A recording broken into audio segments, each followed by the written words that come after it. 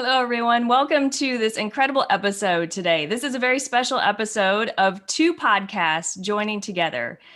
Jamie and I are here with a very special guest, Ellen Holloway. And of course, we are the host, Jamie and I, of the Hormone Genius podcast. But we're doing a combined podcast with Ellen, who hosts a podcast called Charting Towards Intimacy. And this is really fun. We've never done this before. So we're going to see how this goes. We're all very passionate about the same thing. And so we want to drive home a lot of things that we're passionate about today and continue to spread the mission that women really should be empowered to be the genius of their own hormones and their feminine design. So thanks, Ellen, for being here with us today. Yeah, this is so exciting. I've never done this before either. And yeah, so I just I love when we were talking before, we're like, so like who introduces, who talks about what, how does this even work? Yep. So welcome to our first ever trial at a combined episode. Awesome. Well, Ellen, so let us introduce you, or how about you introduce yourself and then we'll introduce ourselves to your listeners and vice versa. So Ellen, will you just introduce yourself quick to the Hormone Genius podcast listeners, and then we'll do the same. Yeah, definitely. So like Teresa said, I'm the host of Charting Toward Intimacy, and our goal on that podcast is to expand the natural family planning conversation, specifically from a Catholic perspective.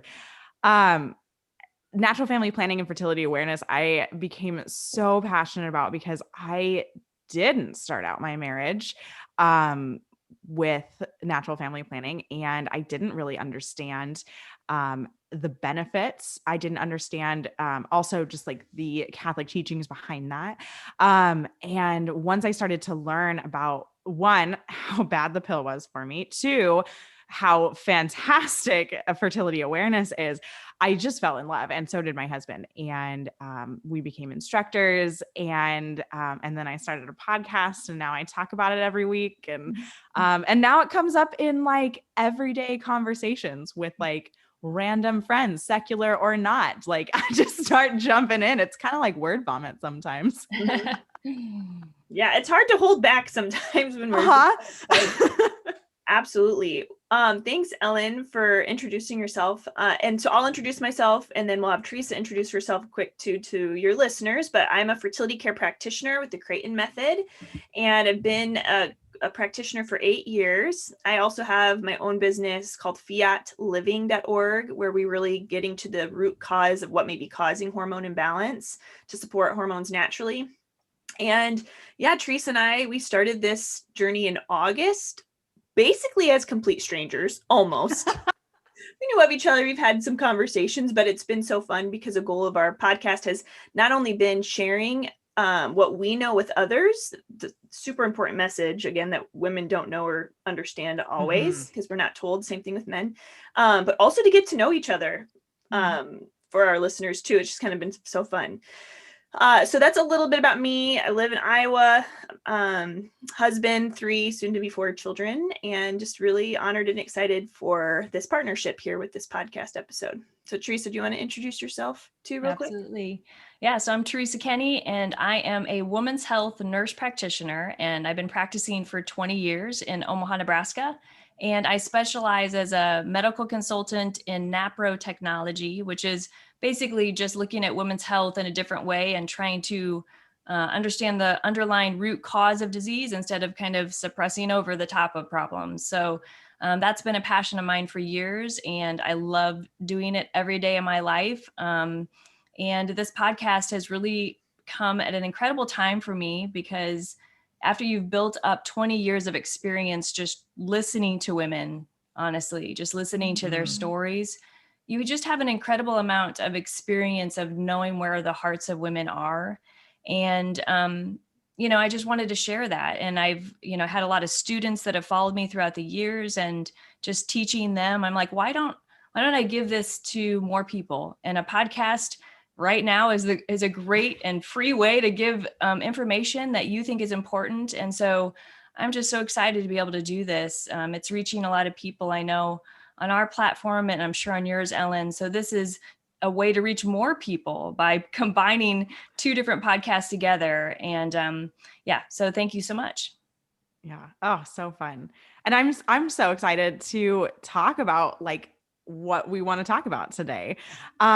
Which really is like, why is it that the pill is prescribed for everything? Because guess what, ladies? You're not broken. You're fertile. And fertility is not a disease. It is not a disease. It's not a disease. I know. I think about that a lot. I think about how, you know, pills and medication often are taken for things that are, you know, not healthy with, you know, in us, you know, that are, I don't want to say wrong with us, but, you know, if something is, you know, disordered or needs support, we take a pill as medication. And so really it's interesting and kind of head scratching and mind boggling that we're taking a pill for something that actually is correct. And we're creating disorder with a system that is orderly. So yeah, we're going to really dig into this episode today, have a conversation, and really get to the root of, you know, why is it that for so many different health issues, we're getting this one pill. And so by the end of this episode, we hope that you just ask yourself that question, like, well, why is that? Why is that? I want to start with a story, if you guys don't mind, because this just happened, because I just love, like, again, experiences that I have in my practice. So yesterday I had is a student and she's like, came up to me and she's like, I need you to help me with this. And she had written all this stuff on a piece of paper. And it was like the age of a person and their symptoms. And there was like all common kind of hormonal symptoms. And she had all these lab numbers written down. She's like, I just want you to help me with this. So I'm like, okay, fun, you know? So I'm talking her through everything and talking her through what I think and what I think should be done, da, da, da. And then she stopped at the very end. She's like, great, thank you so much. She's like, because this is me. And I was like, oh, I'm like, well, that's fun. I'm like, I'm so glad you didn't tell me. Cause I'm like, I probably would have thought of it differently had I known that. And she goes, I had gone to my OBGYN and I had said, I feel terrible. I feel tired all the time. I can barely get through my days. I stopped my period in July. I haven't had it since. I don't know why. I have all of these symptoms. And the doctor looked at me and said, and weight gain was one of them. She couldn't lose weight to save her life. She was eating practically nothing. And the doctor just said, well, you're premenopausal. Premenopause makes you fat. And she's like, you know, just go on your way. And she said, the only thing I can give you is the pill. And the woman was like, well, I've never been on the pill. I don't really want to be on the pill. Why would you give me the pill? And this woman's like in her 40s. She's like, well, because some people feel better on it. I mean, she's like, no real rational medical reason for it. It's just, well, that's what I got. That's all I got for you, people. I've got two things in my pocket for you. One is a birth control pill and one's like an antidepressant. That's all I got. So she was really frustrated and she had no explanation of what the underlying lab numbers that she had drawn. And when I looked at her, I'm like, well, yeah, I mean, I can tell you exactly what's going on, but her doctor couldn't. Yeah. So that's the common kind of frustration that women feel when they go to an OBGYN that's not trained to kind of see the woman's body in her natural state, right? To know and understand that women's fertility, their cycle is a complex hormonal event every single month. And if you don't understand how that all works and you don't understand the intricate details of that, you also don't understand what to do with it. And that's the problem we live in. Mm-hmm. Right. And there's just like there's just such a lack of knowledge in the world of like gynecology, which is baffling, honestly. You know, I had heard this story of this man who was in med school, and they get to the, like, you know, OBGYN section of their course, and it's like, oh, if this happens, prescribe the pill. If this happens, prescribe the pill, you know, and the litany of prescribe the pill. And he's like, he like stops and he asks the teacher, he's like, that doesn't really make sense because like everything else has a different, you know, prescription, like every other facet of our medical degree that we're learning and like every other part of the body. Like you don't prescribe for an eye infection, like the same thing that you would for like a fungal infection on your toe. Like, Mhm. and like, he actually like saw that and realized like, this doesn't really make sense. And so like, I think when we step back and look at that, it's like, okay, PCOS, prescribe the pill. Acne, prescribe the pill. Those are two completely different things. Mhm. Yeah, it's so confusing, but I really do think, and I see it, and it gives me great hope that, there are leaders rising up, whether they're medical or not, and they're saying, okay, women, like, there is another option. And so it's so beautiful to see that there is almost like this movement spreading across kind of in our culture, maybe others as well, that says like, hey, we don't actually need to put synthetic hormones into our body. And of course we know that, we've heard it a million times. We're going to the grocery store and we're buying organic meat and cheese and milk, yet we're spoon feeding ourselves synthetic hormones, which is thousands of times more harmful in a sense than these meat, cheese, whatevers that have the hormones in those. So anyway, what's great is I think women are starting to wake up to this. Mhm. And I think our next step is, okay, we're starting to wake up and we're starting to come up with these natural options. But because of the power frame of doctors and medical professionals, now the second step is we need to demand it. It's supply and demand. Mhm. If we're not demanding it, we're not going to get it. So we might intuitively know, we might be, communicating that desire and need with our friends and sisters and community members, providing resources ourselves. But until we demand it, we will not get the supply. So I think about that a lot. We need to start really asking our doctors, because that's Teresa and I, we see this a lot.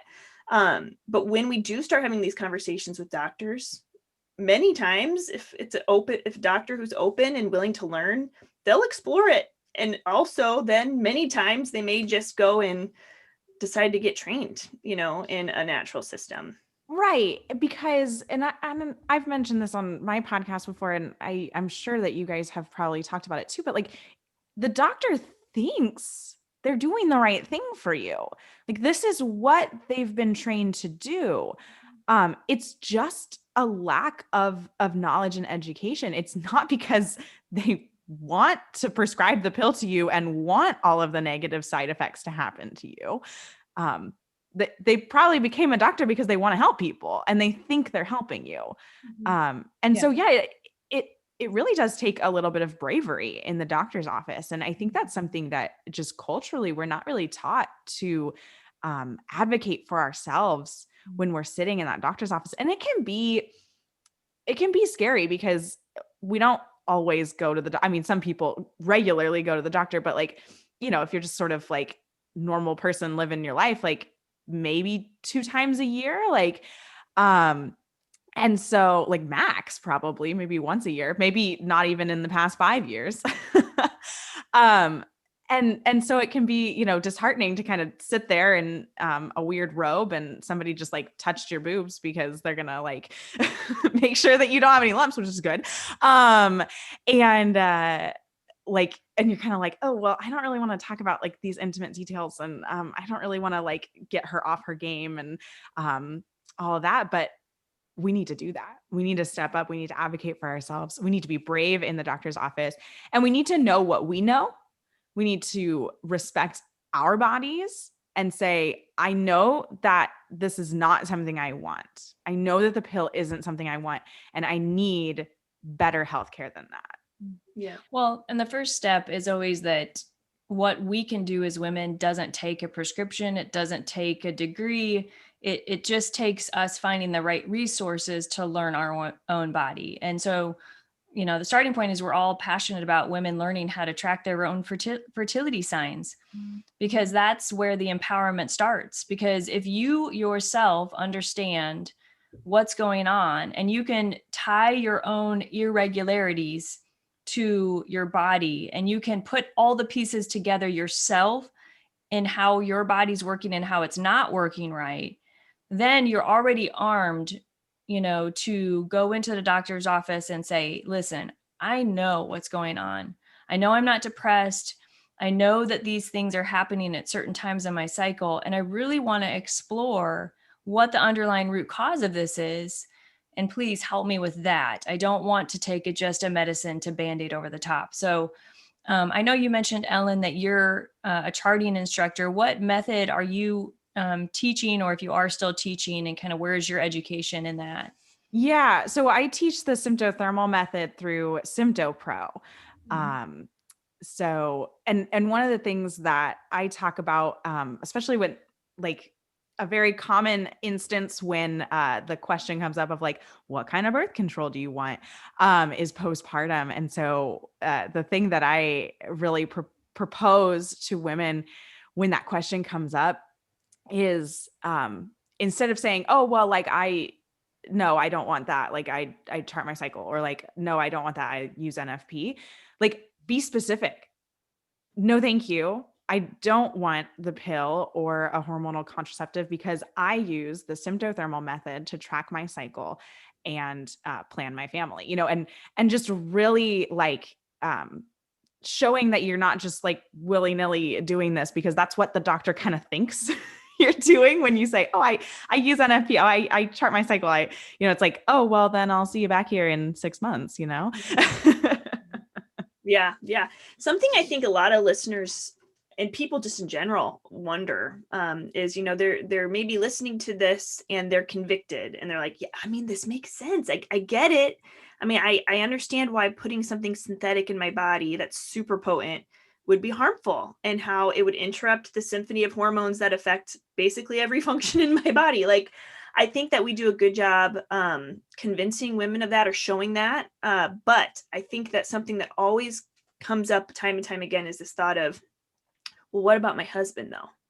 If I'm going to practice a natural system, that would mean, and if we're avoiding pregnancy, that would mean that there'd be a time of fertility in my cycle where my husband and we do not have sex with each other, to avoid pregnancy. We're figuring that out. But my husband is not like that. He's not going to be open to that. He's not whatever. Or maybe you yourself, you're like, no, because that's when I feel like I want to have sex the most, is when I'm during that, but of course, if we're not ovulating on the pill, we don't really have that feeling anyway. You know what I'm saying?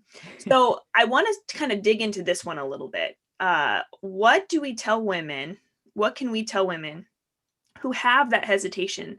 This all seems convincing, but it's not realistic for me. Or this all seems convincing, but my daughter, she's 18 or she's 20, she's in college, she's on the pill, she's not going to do that. So let's kind of open that up. That one's a tricky one, but I know it's what like a lot of people are thinking right now. Yes. Oh, it's honestly the biggest stumbling block for using fertility awareness, because we're literally asking one of the hardest things for a woman to do when you want it most. Don't have sex. Or if you do, just know that pregnancy may occur. And that's what I think is important. And it's actually why I brought this up is, we think about the root cause a lot. What's the root cause of my, medical issue in which I'm being prescribed the pill for? What's the root cause of that? Which is a great question to ask. Whenever I get that question from anybody, like, okay, well, my husband though, or, I'm not married and I don't want kids right now, I think, well, what's the root of that? Like, how can we address whatever's going on, that insecurity, before the pill conversation even begins? Mm-hmm. So it takes me back to a time where our local hospital, it's a Catholic hospital, and it's great because they have just come, I think a couple years ago, they no longer are prescribing contraception, unless for various reasons, which that's a whole other conversation. But this question a lot of the doctors had was, well, what about the woman who's being raped by her husband? What about the woman who's being used as an object and she's going to get pregnant? So it's a double duo, like used and now she's pregnant with this baby she doesn't want. So this was a question that kept coming up. But the answer is this: we need to get that woman help.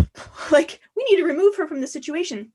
By continually giving this woman the pill, we are exacerbating, or however you say that word, this issue. We need to get to the root of what's causing that. It's very hard and it's a challenge big time. But I do think that while there's also, we know medically there's root causes, there's also root causes in terms of like our mental health, our emotional health, our relationships, that really should be the focus of those questions, I think. Right. And like, I think if you if you go back to like the question of like, well, I don't think my husband's on board.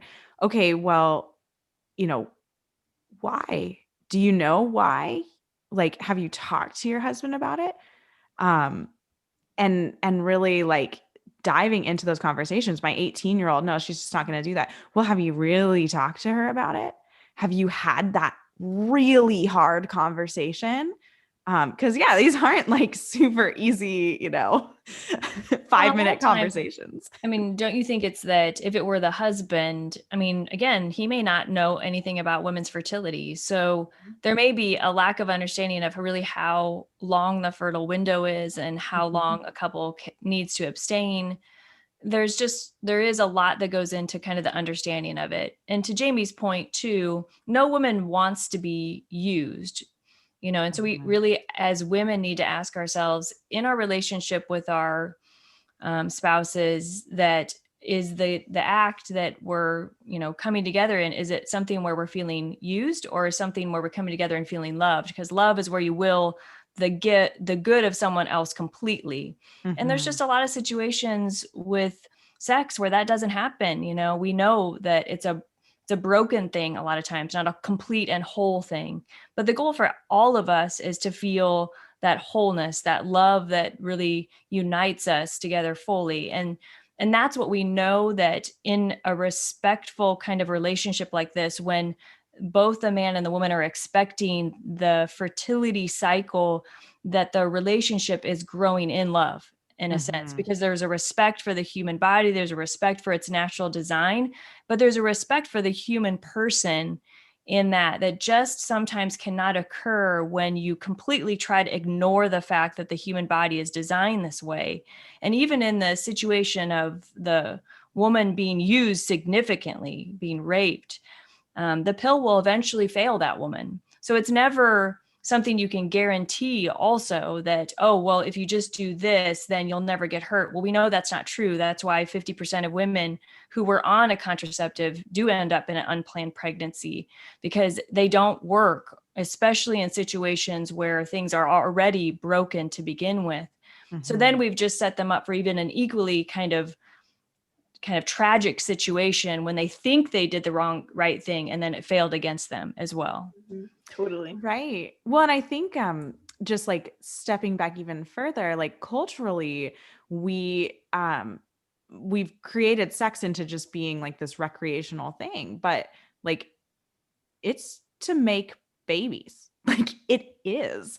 And so I think we need to understand that as a culture, that like this is not just a source of pleasure. Yes, sex is pleasurable. It's designed to be that way, but it's also designed to make babies.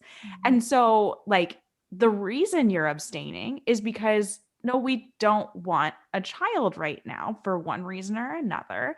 And so we understand that we need to not have sex right now, because like that's kind of one of the major points of sex, is to make a child.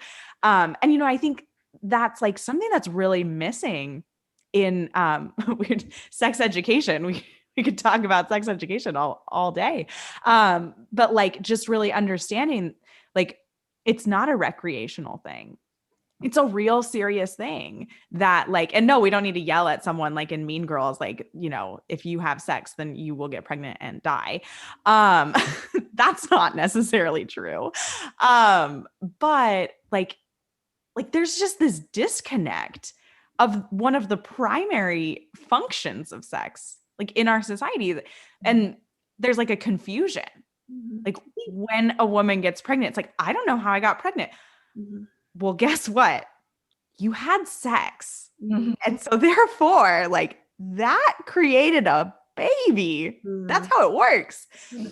And I think too, like, and I totally understand this, because with sex, there's bonding and there's cortisol release and there's, wait, is that right? Cortisol? Oxytocin. Oxytocin. Stress. No. Well, maybe in some cases stressful. It's usually good. Well, I think you're thinking oxytocin. Yeah. Yep, it is what I'm thinking. Exactly. Anyway, oxytocin. So that bonding is happening. And so, it makes sense. It does. It makes sense that the earliest we engage in sexual activity, especially as women, that the more likely we are going to feel more bonded to those we have sex with. Mm-hmm. And if we don't know any other way to express love or emotion, that is exactly how we're going to feel like we need to. But while that's the case, and while our body was made for bonding in that way, which is why it happens, it's unfortunate, and something that I think our job as, women in our 30s, 40s and beyond, to really educate young women to say, okay, listen, here's the deal though.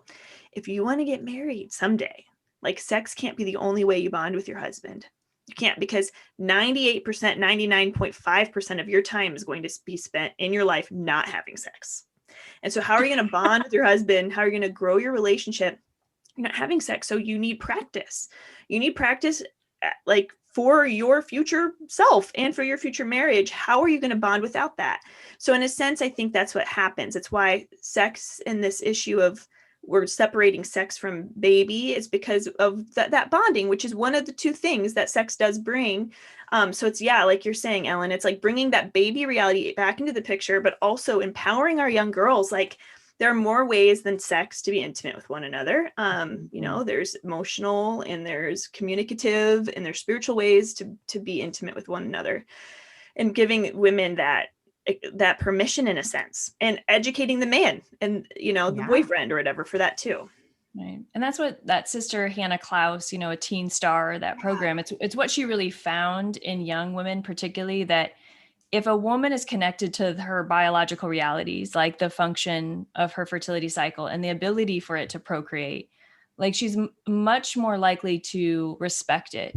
If you don't understand, I mean, you just don't understand why you shouldn't engage in something like this, that where it can be really negative, to bond in that way when you're not prepared for a child, right? But the education is key, and it's the lack of what we give people in sex education that it doesn't form that self-awareness, that interconnectedness with our own fertility, and so we just don't have that deep respect for it then. And she proved in her studies, even with high-risk youth, that that women would step away, because no woman wants to be used. Right. But once she's in a situation of being used, because of what you said, Jamie, because the bonding hormone is so strong, it's a lot of times even more difficult for a woman to get out of a relationship that she doesn't want to even be in, because she's now bonded herself in a chemical way so significantly to another human being that she really struggles to disconnect from that, even though she may feel it's toxic and she knows she's being used. This is the design of the natural law, so that when a couple came together in intercourse and made a child, they would stay with that child. These are not just, oh, I chose something or not chose something. These are strong kind of evolutionary human natural lawness things that make it so that people care for their children, that societies function and flourish as normal societies. And so we have to respect that. We also have to understand why then it gets totally messed up. And you could say, like, right now, there is a really big problem in our culture with understanding what the building blocks of our culture should be when it relates to marriage, family, sex, the whole picture. Mm-hmm. Totally. Absolutely. Yeah. I what you're saying is ringing true so much. As I have a daughter who's 8, but she's not going to be 8 forever. I'm just so thankful, again, that there are women like us and others who really are going to start pouring into our young girls. And maybe as you're listening, you're a mother of a young girl in college, or you're like, well, my daughter is past her formation years in terms of how you can help them. The great thing is this. So podcasts exist, which is great. And planting seeds are wonderful. And even though you may think as a parent, maybe for your college daughter or high school daughter, that they won't listen to this podcast or other resources you share, I just have a feeling they might. Especially if this daughter of yours, again, I'm speaking to the parents, struggle with other things hormone related or mood swings, or you can tell, like, that maybe she's in an unhealthy relationship. I just have a feeling that maybe if you just share this information with your daughters, that they might listen when it's the right time. So I just wanted to throw that out there too. Yeah, definitely. It never hurts to share information. It never hurts to reach out. And it's never too late to like change. It's never too late to stop using the pill. Like it's never too late for any of those things. It's funny is we started this episode with like, why do we prescribe the pill for every thing?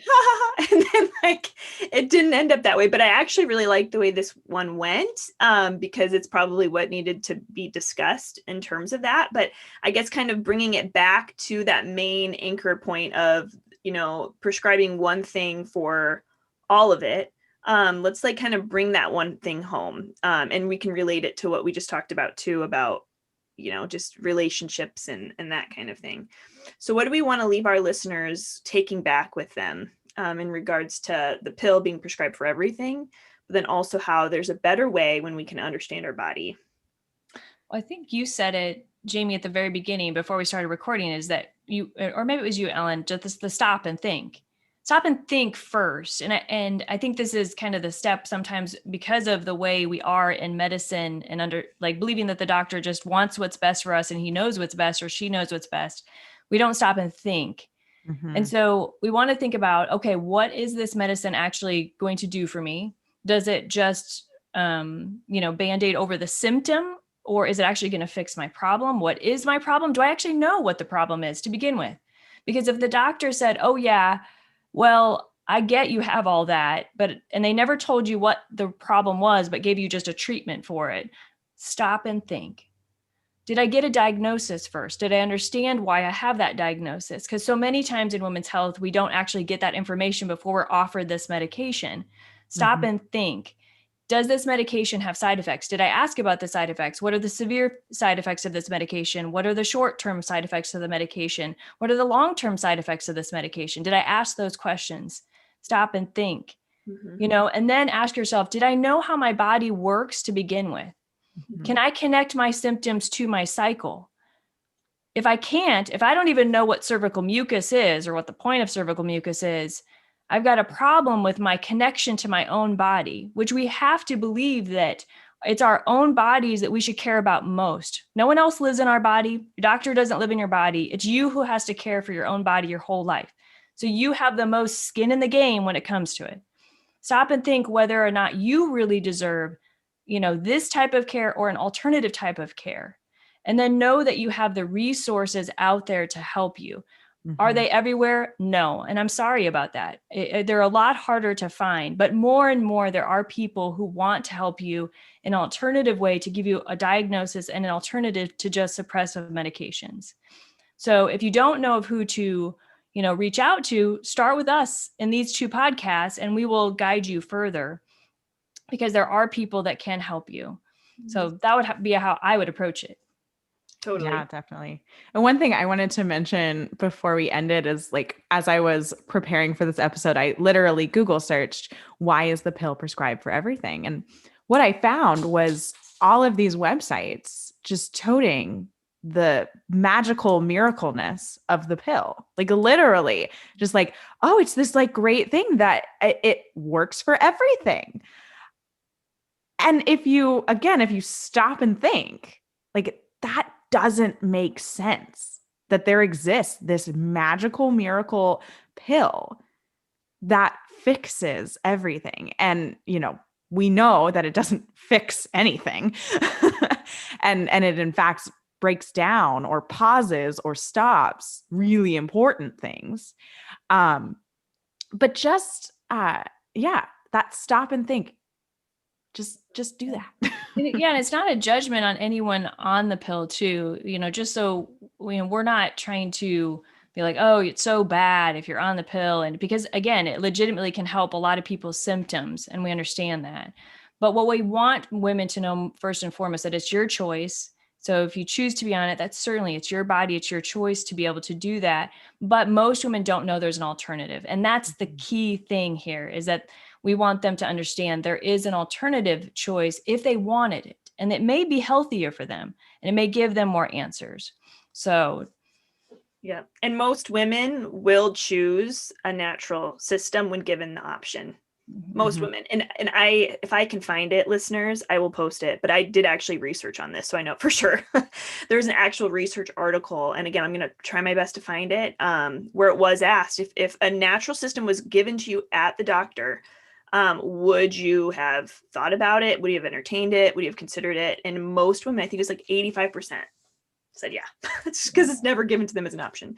yeah. So anyway, thank you, Ellen and Teresa, for spending time with me today. And we hope and pray that our listeners really were able to pull out some nuggets that they can just think on and share with their friends, that they stop and ask themselves, okay, why is the pill being offered to me, every single time I have an issue? And don't be afraid to ask your doctor. Why is this what you're offering me? How will this help my problem? And then ask too for further resources to learn more about the cycle. If they don't know, again, like Teresa said, reach out to one of us, Ellen, or myself, Teresa, and we can get you connected to somebody who can help you with your cycle. So, all right. Well, thanks, ladies, for spending time with me. Thanks, listeners. Be sure to share this and have a great day.